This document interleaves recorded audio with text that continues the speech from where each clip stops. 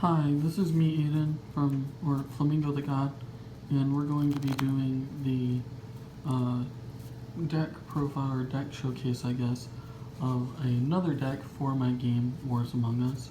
I will be doing more Yu-Gi-Oh videos soon. I'm just working on the deck that I'm building right now. I'm working on ratios and testing, so I can get the deck as consistent as possible. But I will also be doing a lot more of the Wars Among Us because I have a lot of decks to show people and a lot of different things, or a lot of different videos planned for this. So this is the new deck.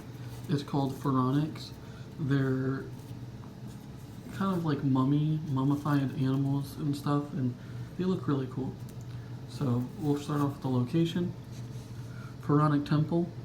It's an Earth type. It gives you 3 energy. It's a location starting hand 4.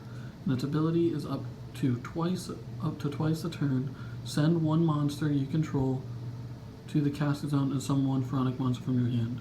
I miswrote that, so I might have to rewrite this, but you guys get the idea. And it has 19 life.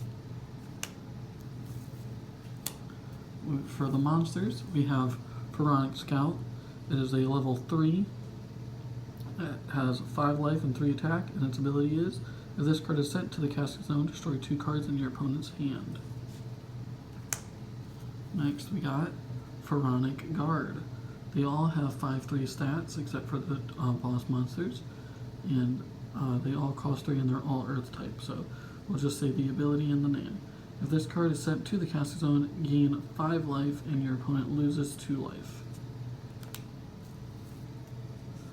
Pharonic Screecher.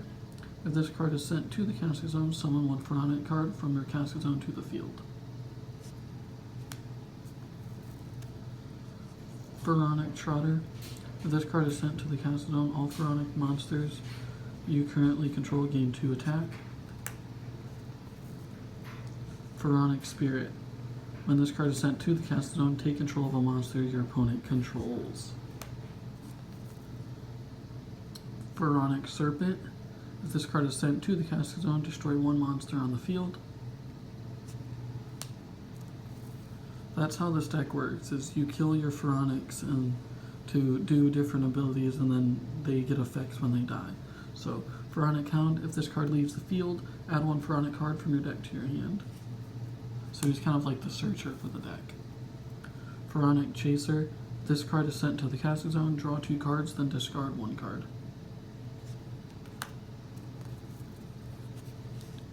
Pharonic Traveler. That's one of my favorite arts for this deck. He looks really cool. His ability is, if this card is sent to the casting zone, add 1 Pharonic monster from your casting zone to your hand. So he's really cool. I really like his art. It's kind of like an alligator or some kind of lizard. For the boss monsters, neither of them are fusions, which is interesting, but we got Pharonic Beast. It's a level 6 common. A lot of these are common. I haven't been saying the rarity, but it's okay. Pharonic Beast, level 6, Earth type, like all of them, has 6 life and 10 attack, and it says each time an Earth monster is sent to the casting zone, this card gains 1 attack and 1 life. So he can very easily get very, very big, and he's kind of like a winged sphinx type of thing, or something like that, yeah, like a winged sphinx.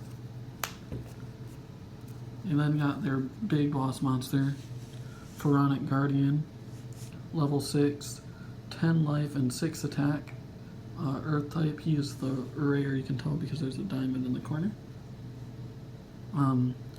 His ability is, any monster this card attacks is sent to the casting zone. If this card would leave the field, destroy 1 Pharonic monster instead. So he's kind of like the playmaker of the deck. You need him in order to be able to send your other dudes to the casting zone so that you can get their effects. For the ability cards, we got Pharonic Saber. It's an equip card, and the equip monster gains 2 attack and 2 life. Unequip this card to draw 1 card. We got Pharonic Tomb. Look at the top 5 cards of your deck, then destroy 1 monster from those cards and shuffle the rest. We then got Pharonic Guide. Call 1 Pharonic Guide token to the field, Earth type, 5 life, and 3 attack. And to go with that, we got the Pharonic Guide token. Looks really pretty. I really like it. I really like the blue that I did in the background. We then got Pharonic Artifact. Send 1 Pharonic monster from your hand to the Casca Zone. Another really sick art I'm about to show you that I did for this deck. I really like this card too. Pharonic Deities. Each player draws cards until they have 5 cards in their hand.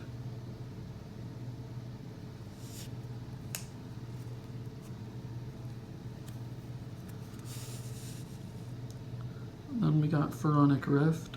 Shuffle up to 3 Pharonic monsters from your Casca Zone into the deck, then draw 1 card.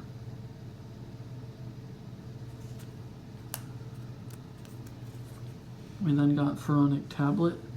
Gain 1 life for each Pharonic monster in your Casca Zone. Just because this deck doesn't start off with that much life, so you want to gain more once you start running out to help prolong the game. Pharonic Glyph. Look at your opponent's hand, then draw 1 card for each monster in their hand plus 1. That's a pretty cool card. I like that card. Then the last card in this deck is Pharonic Talisman. It's an equip card. It's a scepter on a chain, so you can see the scepter there. And the equipped monster gains 2 life and can't be destroyed by opponent's card effects. And that was the Pharonic archetype. Like I said, they revolve around killing the or using your big boss monster to send the littler monsters to get effects, or use your location to send them to special summon more to get their effects when they die. It's a very cool deck. It's pretty good. I try to make all my decks relatively the same strength-wise so that they're all balanced, so that every deck has an equal chance of beating every other deck. So they're really good. They're not overpowered. Like I said, none of the decks are overpowered, but I really like their art. Flamingos are still my favorite, but they're really cool. And thanks for watching. Please leave a comment, like, and subscribe. It really helps me out. And I want to be able to start doing giveaways and hopefully start like selling this game. So thank you and bye.